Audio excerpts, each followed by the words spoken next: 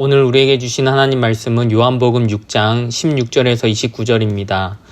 저물매 제자들이 바다에 내려가서 배를 타고 바다를 건너 가버나움으로 가는데 이미 어두웠고 예수는 아직 그들에게 오시지 아니하셨더니 큰 바람이 불어 파도가 일어나더라. 제자들이 노를 저어 10여리쯤 가다가 예수께서 바다 위로 걸어 배에 가까이 오심을 보고 두려워하거늘 이르시되 내니 두려워하지 말라 하신대 이에 기뻐서 배로 영접하니 배는 곧 그들이 가려던 땅에 이르렀더라. 이튿날 바다 건너편에 서 있던 무리가 배 한 척 외에 다른 배가 거기 없는 것과 또 어제 예수께서 제자들과 함께 그 배에 오르지 아니하시고 제자들만 가는 것을 보았더니 그러나 디베랴에서 배들이 주께서 축사하신 후 여럿이 떡 먹던 그곳에 가까이 왔더라. 무리가 거기에 예수도 안 계시고 제자들도 없음을 보고 곧 배들을 타고 예수를 찾으러 가버나움으로 가서 바다 건너편에서 만나 랍비여 언제 여기 오셨나이까 하니 예수께서 대답하여 이르시되 내가 진실로 진실로 너희에게 이르노니 너희가 나를 찾는 것은 표적을 본 까닭이 아니요 떡을 먹고 배부른 까닭이로다. 썩을 양식을 위하여 일하지 말고 영생하도록 있는 양식을 위하여 하라. 이 양식은 인자가 너희에게 주리니 인자는 아버지 하나님께서 인지신 자니라. 그들이 묻되 우리가 어떻게 하여야 하나님의 일을 하오리이까? 예수께서 대답하여 이르시되 하나님께서 보내신 일을 믿는 것이 하나님의 일이니라 하시니. 아멘. 오늘은 왜 예수님을 찾고 있습니까? 라는 제목으로 말씀을 나눕니다. 오늘 본문은 어제 본문에서 이어지는 내용으로 여전히 6월절의 배경을 염두하고 보아야 하겠습니다. 6월절 하면 출애굽과 만나 그리고 모세 이미지가 떠올라야 합니다. 출애굽한 이스라엘이 광야에서 먹었던 만나처럼 예수님은 성인 남성만 5,000명이나 되는 큰 무리의 배가 부르도록 오병이어로 먹이셨습니다. 모세보다 더 크신 분이 그들 앞에 계신 것입니다. 예수님께서 그렇게 놀라운 기적을 베푸신 이유가 무엇입니까? 예수님이 바로 그 구약의 만나가 가리키고 있는 메시아라는 사실을 알려주시기 위함이었습니다. 그런데요, 사람들은 그 사실을 깨닫지 못했습니다. 그저 떡을 먹고 배불러서 좋았습니다. 예수님을 강제로 왕으로 삼으려 했던 것도 계속해서 자기들의 배를 채워주고 자기들이 원하는 방식의 왕이 되어주시기를 바랐기 때문이었습니다. 그러한 그들의 열정은 대단했던 것 같습니다. 배를 타고 바다를 건너서 예수님이 계신 가버나움까지 쫓아온 것입니다. 그러나 예수님은 그들의 마음의 중심을 정확하게 보고 계셨습니다. 그들은 표적이 가리키는 분이신 예수님을 본 것이 아니라 자기 배를 채워준 떡을 본 것입니다. 26절 보십시오. 예수께서 대답하여 이르시되 내가 진실로 진실로 너희에게 이르노니 너희가 나를 찾는 것은 표적을 본 까닭이 아니요 떡을 먹고 배부른 까닭이로다. 그들은 예수님을 메시아가 아니라 문제 해결사로 소비하려 했던 것입니다. 우리는 어떻습니까? 우리도 주일 예배며 목장 모임이며 새벽 기도회, 수요 기도회, 모든 종류의 교회 모임에 열심히 참여하는 그러한 열정이 있습니다.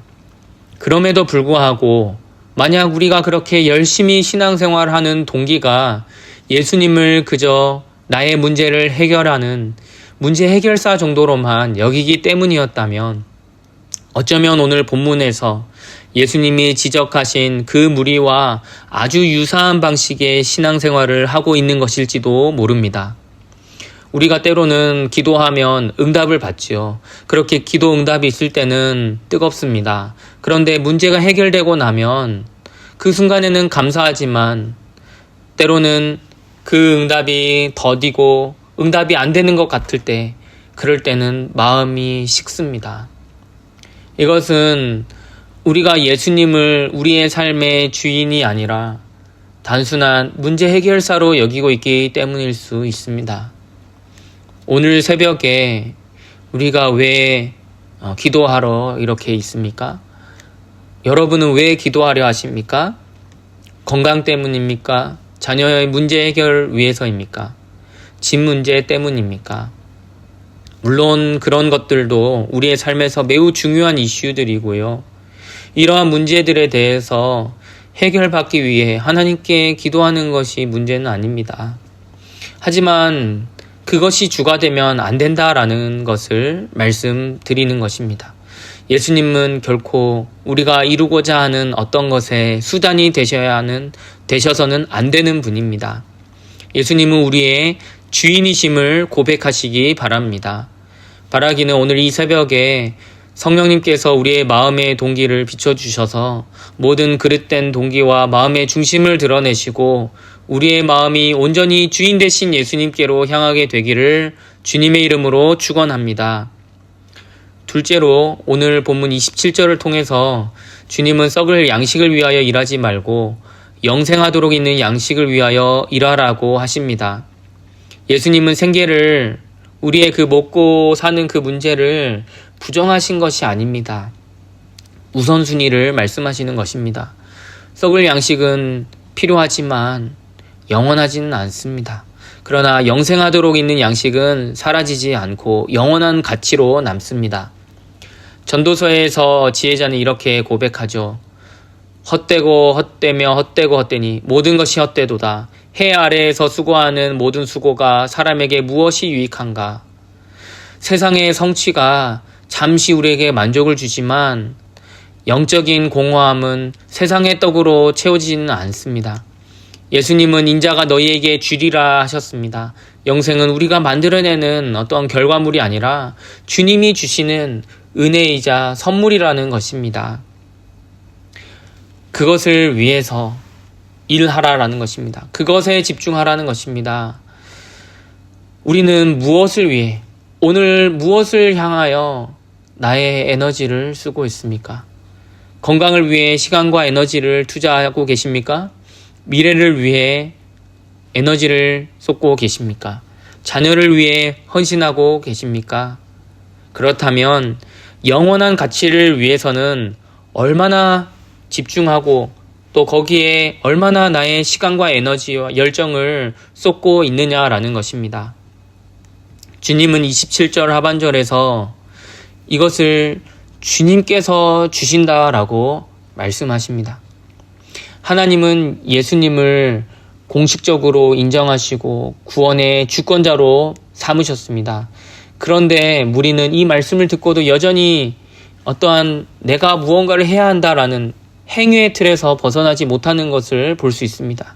28절 보십시오. 우리가 어떻게 하여야 하나님의 일을 하오리이까? 무엇을 더 해야 하느냐라는 것입니다. 어떤 기준을 충족해야 하는지 그것을 묻고 있습니다. 또 다른 어떤 영적인 신앙적인 과제를 묻고 있습니다. 마치 어떤 상공부를 더 수료해야 합니까? 성경 통독을 몇 번 더 해야 합니까? 전도를 몇 명이나 더 해야 합니까? 라고 묻는 것처럼 보입니다. 그러나 예수님의 대답은 우리의 예상을 뒤엎습니다. 29절을 보십시오. 하나님의 일은 그가 보내신 일을 믿는 것이니라. 아멘. 여기서 주님은 하나님의 일을 단수로 표현하고 있습니다. 여러 가지 종교적인 그런 어떤 행위의 목록들이 아니라 한 가지 본질을 강조하고 계십니다. 하나님께서 보내신 분을 믿는 것. 다시 말해서 예수님 그분을 신뢰하는 것. 그것이 우리 신앙생활의 본질이라는 것입니다. 우리는 떡을 더 얻기 위한 방법을 물었지만 예수님은 그들에게 영원한 생명을 얻는 길을 말씀하고 계십니다. 이 대목에서 우리는 중요한 사실을 한 가지 깨닫게 됩니다. 우리는 예수님을 찾고 있었지만 사실은 자기들의 필요를 채울 방법을 찾고 있었다라는 것입니다. 반면 예수님은 그들의 필요를 넘어 그들의 존재를 완전히 새롭게 하시고자 하십니다. 썩을 양식을 구하는 차원에서 영생의 양식을, 영원한 생명의 양식을 구하는 자리로, 행위를 묻는 자리에서 믿음으로 나아가는 자리로 옮겨가기를 바라셨던 것입니다. 사랑하는 성도 여러분, 오늘 우리는 무엇을 더 하려고 이 자리에 나왔습니까? 더 열심히 기도하고 더 많은 시간을 드리고 더 많은 결단을 하기를 원하십니까? 물론 그 모든 간구들이 또 모든 결단들이 참 귀합니다. 그러나 주님은 그 모든 것들에 앞서서 우리에게 이렇게 물으시는 것 같습니다. 너 정말 나를 믿니? 너 정말 나를 주인으로 믿고 따르고 있느냐? 너가 정말 진정으로 나를 섬기느냐?